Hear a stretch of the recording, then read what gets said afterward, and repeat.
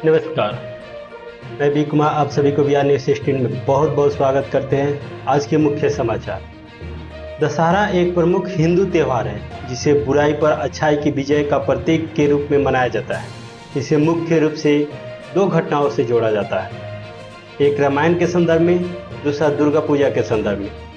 आइए जान लेते हैं कि रामायण के संदर्भ में क्या है। भगवान श्री राम ने इस दिन राक्षस राजा रावण का वध किया था, जो कि अधर्म और अहंकार का प्रतीक था। रावण का वध धर्म, सत्य और न्याय का प्रतीक माना जाता है। इस दिन को विजयदशमी भी कहा जाता है। विजयदशमी का संगम यानी दशमी के दिन विजय हुआ है। अब दुर्गा पूजा के संदर्भ में क्या है। कुछ स्थानों पर दशहरा देवी दुर्गा के महिषासुर नामक राक्षस पर विजय का उत्सव भी है। देवी दुर्गा ने महिषासुर का वध करके बुराई का अंत किया और इस दिन से उनकी विजय के रूप में मनाया जाता है। दशहरा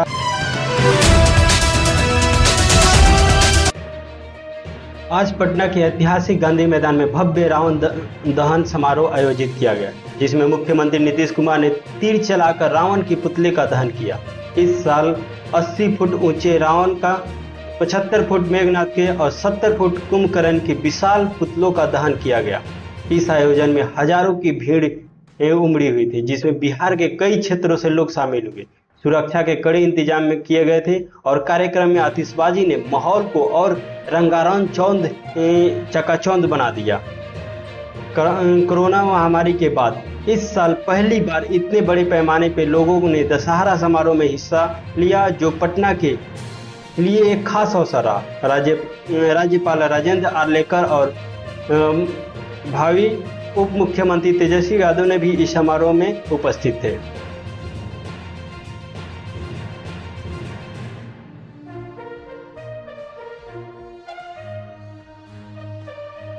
सुरक्षा का इंतजाम। पटना में दुर्गा पूजा के रावण दहन के मौके पर सुरक्षा के कई इंतजाम किए गए। ड्रोन निगरानी और सिविल ड्रेस में पुलिस कर्मियों की भी तैनाती जैसी व्यवस्थाएं की गई थी, ताकि किसी भी अप्रिय घटना से बचा जा सके। आज गांधी मैदान पटना में विजयदशमी के अवसर पर भव्य रावण दहन का आयोजन किया गया।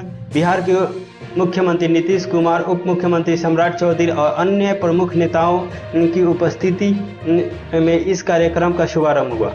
लगभग 1 लाख लोगों ने इस कार्यक्रम में हिस्सा लिया, जहां रावण, मेघनाथ और कुंभकर्ण के विशाल पुतलों का दहन किया गया। इस बार रावण का पुतला 80 फीट ऊंचा, जो पिछले साल से 10 फुट ऊंचा है। कार्यक्रम के सुचारू रूप से संपन्न करने के लिए प्रशासन ने सुरक्षा के कड़े इंतजाम किए थे और वाहनों के आवागमन पर प्रतिबंध लगाते हुए मैदानों के आसपास के इलाकों को पैदल यात्री जोन में तब्दील कर दिया गया।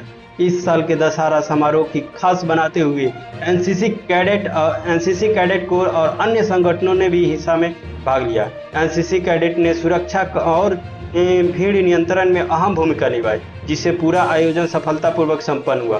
पूरे बिहार राज्य में इस उत्सव को पूरे हर्षोल्लास के साथ मनाया गया, जिसमें राज्य के विभिन्न जिलों और ब्लॉकों में भी दशहरा समारोह आयोजन किए गए।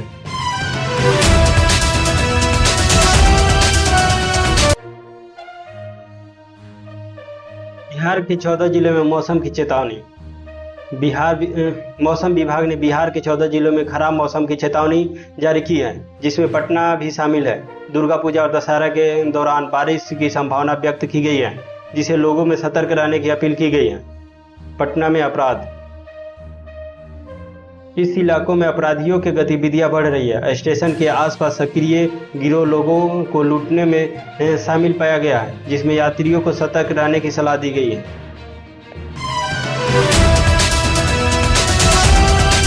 पटना में डेंगू के प्रकोप तेजी से बढ़ रहा है। हाल ही में 83 नए मामले सामने आए, जिससे राज्य भर में डेंगू से मरने वाले की संख्या 12 तक पहुंच गई है। सरकार ने डेंगू वैक्सीन के तीसरे चरण के क्लिनिकल ट्रायल के शुरू कर दी है।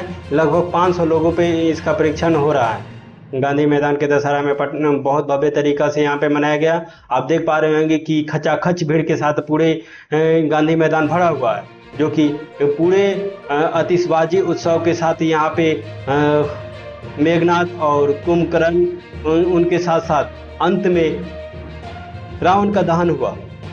आप हमारे फोटो में आप वीडियो में देख पा रहे होंगे कि पूरे खचाखच स्टेडियम भरा हुआ है, लाखों की भीड़ लगी हुई है। यहाँ पे पूरे पुलिस बल तैनात हुए हैं जिससे कि कोई अभद्रता ना हो, यहाँ पे कोई असुविधा ना हो ये दर्शकों को।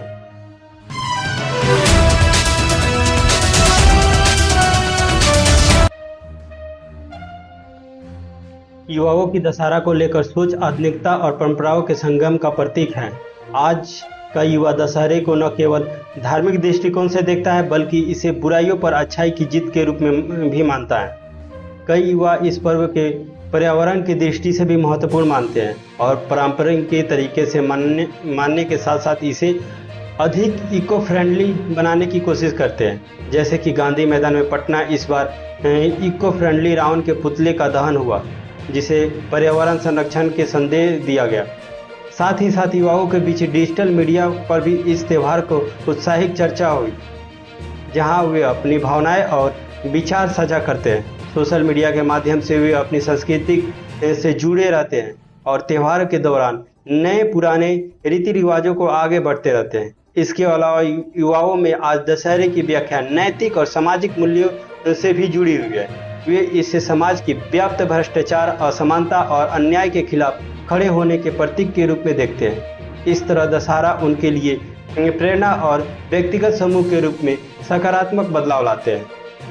ये हमारे नई पीढ़ी की सोच है, जो कि एक अच्छी सोच है, और इसके साथ हमारे बिहार न्यूज़ सिस्टम में बने रहे और अगले न्यूज़ के लिए लाइक, सब्सक्राइब और शेयर करना ना भूलें। तब तक के लिए जय हिंद दोस्तों।